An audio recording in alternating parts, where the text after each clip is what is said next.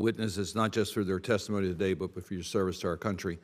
I want to follow up on Chairman Menendez's last point first, and that is accountability.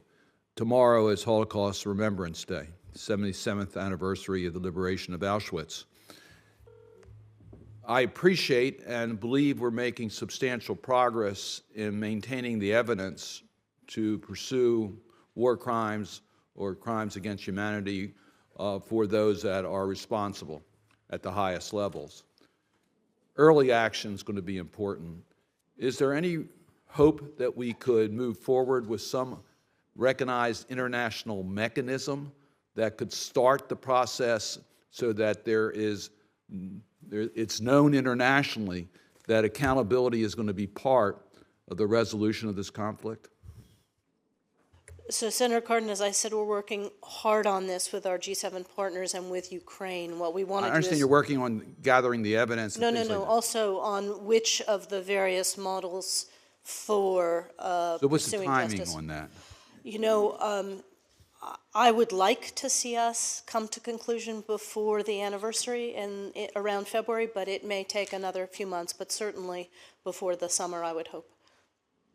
I would also note that when I was out with the Secretary in Kyiv in September, we went to Irpin to see one of the towns that had been decimated by Russian missiles. And we met with some of the non-governmental organizations that AID is supporting who were minutely gathering evidence and plotting it. So no, I appreciate the Yes. fact I've been actually briefed on some of the evidence that's actually been obtained. Yep. My concern is, will we have a mechanism that will allow the international community to observe that accountability is actually being pursued?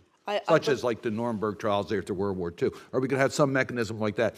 If I understand your answer, we should know that in the next couple months. that is our aspiration, and you know, in another setting, I can brief you on the various options we're considering. I appreciate that. I'll pursue that. You've mentioned the Wagner. We've all mentioned the Wagner Group several times, and as I understand, there will be some additional sanctions in regards to those involved in the Wagner Group. You have taken certain steps to designate them as an international criminal group. You haven't designated them as a foreign terrorist organization. Why not, and what else can we do? Because this is not only a threat to what's going on in Ukraine, this is a global threat.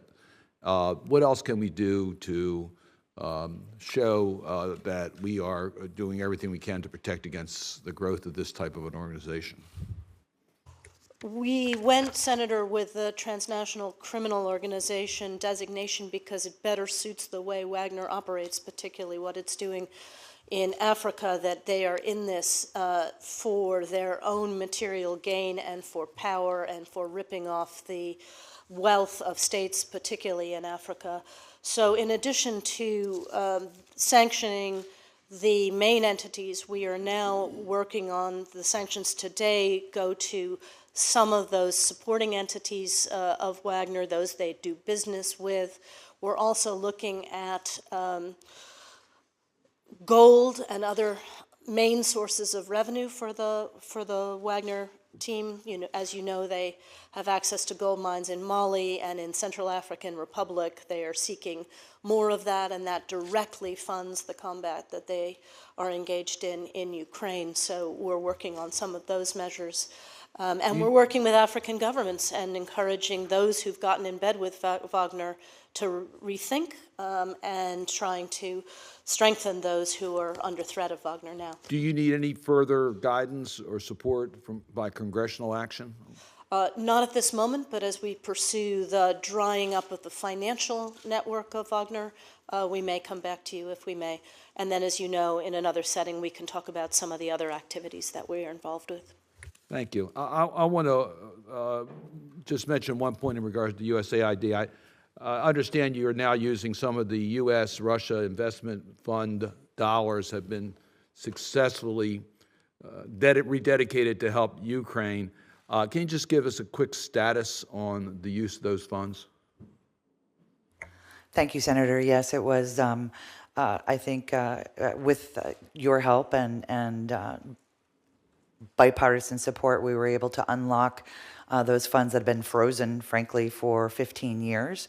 And we are providing the vast majority of those reflows that have been frozen to WNSF, which is the Western or newly independent states enterprise fund, to stimulate and support small and medium enterprise growth and activity and access to finance and credit in Ukraine and Moldova, which is part of their mandate.